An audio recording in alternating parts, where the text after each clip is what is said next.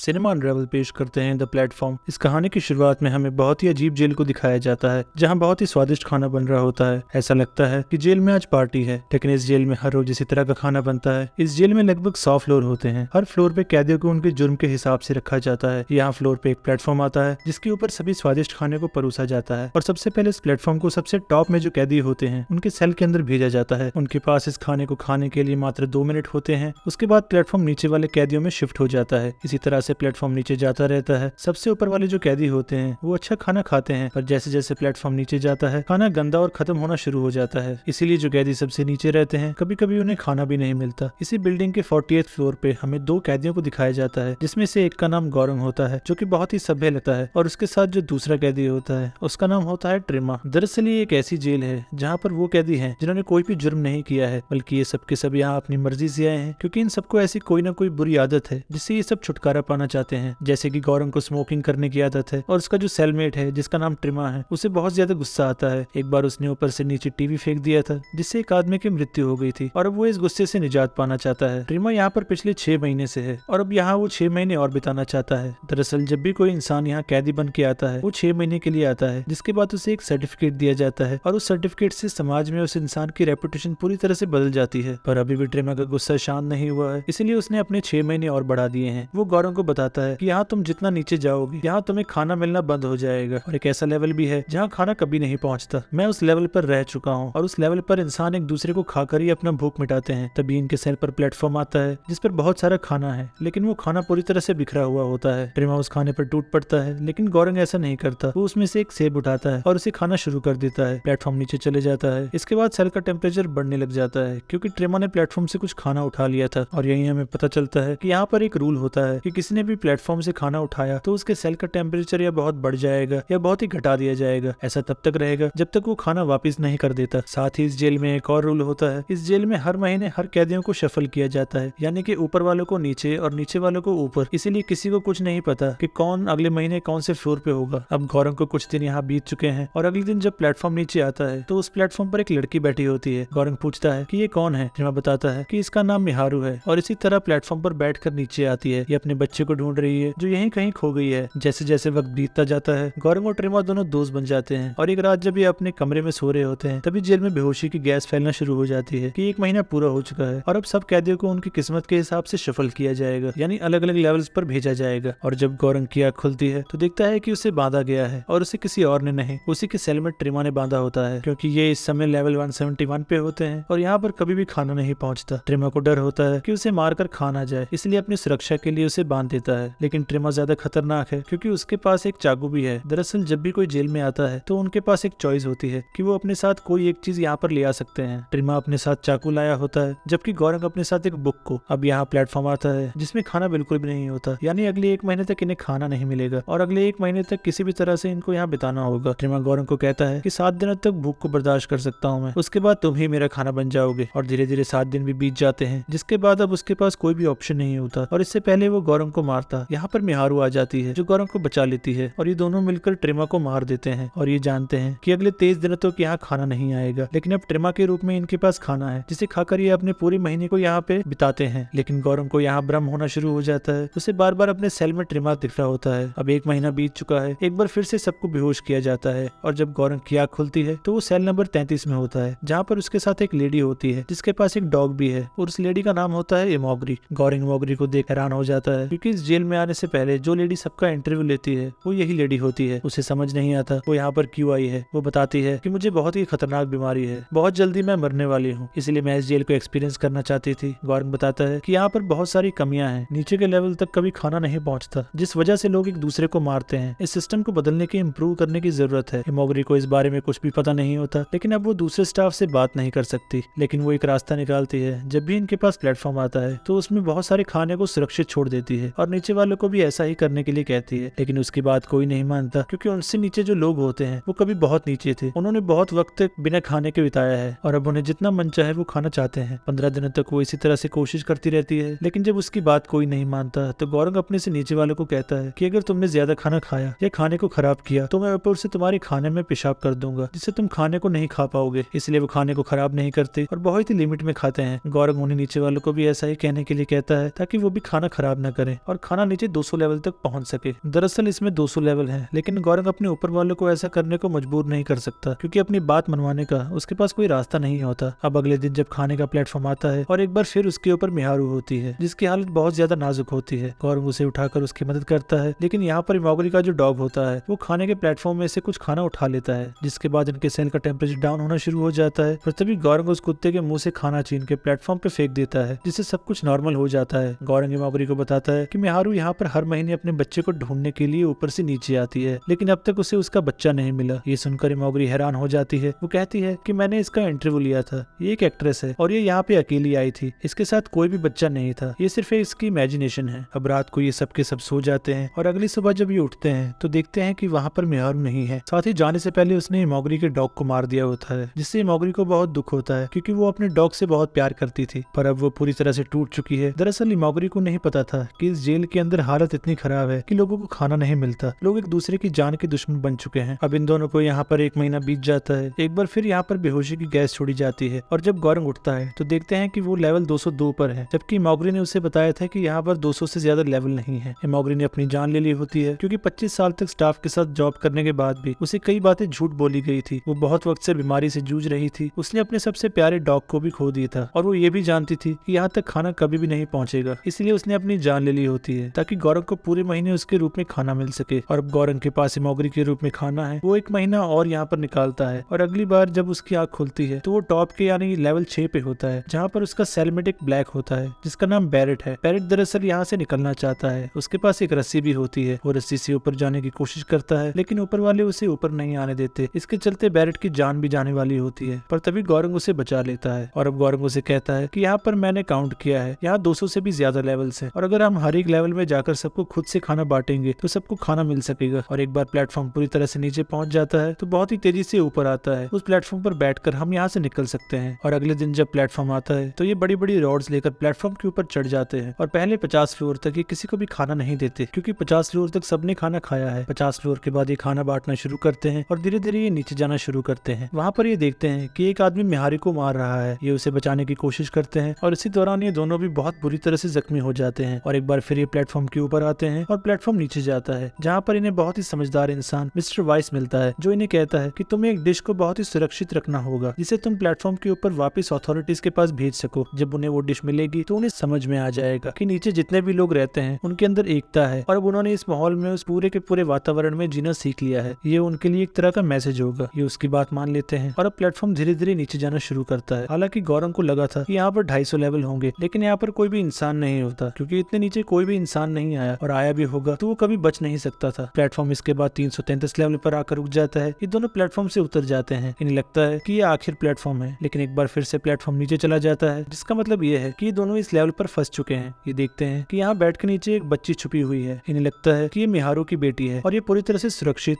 और साफ सुथरी होती है। इनके पास जो पैनकेक होता है जो इन्होंने प्लेटफॉर्म के साथ ऊपर मैसेज के तौर पर भेजने के लिए बचा रखा था, ये उसे इस बच्ची को खिला देते हैं। हालांकि रूल्स के मुताबिक यहाँ टेम्परेचर बढ़ना या घटना चाहिए था, लेकिन यहाँ पर टेम्परेचर नॉर्मल रहता है। इसका मतलब ये कि इस लेवल पर कोई भी रूल्स अप्लाई नहीं होते। और अब ये दोनों बहुत जख्मी हैं, इसलिए बेहोश हो जाते हैं। और बेहोशी की हालत में गौरंग को सपना आता है जिसमें उसका साथी बैरेट उसे कहता है कि पैनकेक कोई मैसेज नहीं है, बल्कि ये बच्ची एक मैसेज है, इसे ऊपर भेजना होगा। और जब उसे होश आता है तो वो देखता है कि उसका दोस्त बैरेट मर चुका है। अगले दिन फिर एक बार प्लेटफॉर्म नीचे आता है और गौरंग उस बच्ची को लेकर उस पर बैठ जाता है। प्लेटफॉर्म और भी नीचे जाता है और पहुंच जाता है 0 लेवल पर। ये वो लेवल होता है जो इस जेल का यानी इस बिल्डिंग का अंत है, इससे नीचे कोई नहीं जा सकता। और एक बार फिर प्लेटफॉर्म यहाँ से बिजली की रफ्तार से कुछ देर में ऊपर चला जाएगा। तभी गौरंग को एक बार फिर से भ्रम होता है और वो सपने में उसी साथी ट्रिमा को देखता है। ट्रिमा गौरंग से कहता है कि मैसेज को कोई भी पेरर की जरूरत नहीं है, मैसेज को अकेला जाना होगा। जिसके बाद गौरंग प्लेटफॉर्म से उतर जाता है और कुछ ही देर बाद प्लेटफॉर्म बिजली की रफ्तार से ऊपर की तरफ वापस चला जाता है। इस बच्ची का ऊपर पहुंचने का मतलब ये होगा कि नीचे जितने भी लोग रहते हैं उन्होंने यहाँ पर जीना सीख लिया है, उनके अंदर एकता आ चुकी है और अब वो एक दूसरे को नहीं मारेंगे, बल्कि यहाँ पर अपने 6 महीने करने के बाद वो वापस यहाँ से बाहर निकलेंगे। जिस तरह यहाँ पर लोगों को एक से दूसरे लेवल पर भेजा जाता है, उसे हमें समझ आता है कि आज तक शायद यहाँ से कोई भी बाहर न निकला हो, लेकिन उस बच्चे के बाहर निकलने का मतलब ये होगा कि यहाँ पर लोगों ने अब एकता सीख ली है, एक दूसरे का साथ देना सीख लिया है। साथ ही गौरंग जब अपने नीचे अपने साथी के साथ खाना बांटता हुआ आ रहा था तो सबको ये भी संदेश दे रहा था कि हमें मिलजुल कर रहना होगा, एक दूसरे के बारे में सोचना होगा। और शायद आज के बाद इस जेल के अंदर, इस बिल्डिंग के अंदर लोग कभी भी एक दूसरे को ना मारे, वो कभी भी भूख से ना मरे। दरअसल ये पूरी की पूरी कहानी हमारी सोसाइटी को दर्शाती है, जहाँ पर जो लोग पावरफुल होते हैं, जो ऊपर रहते हैं,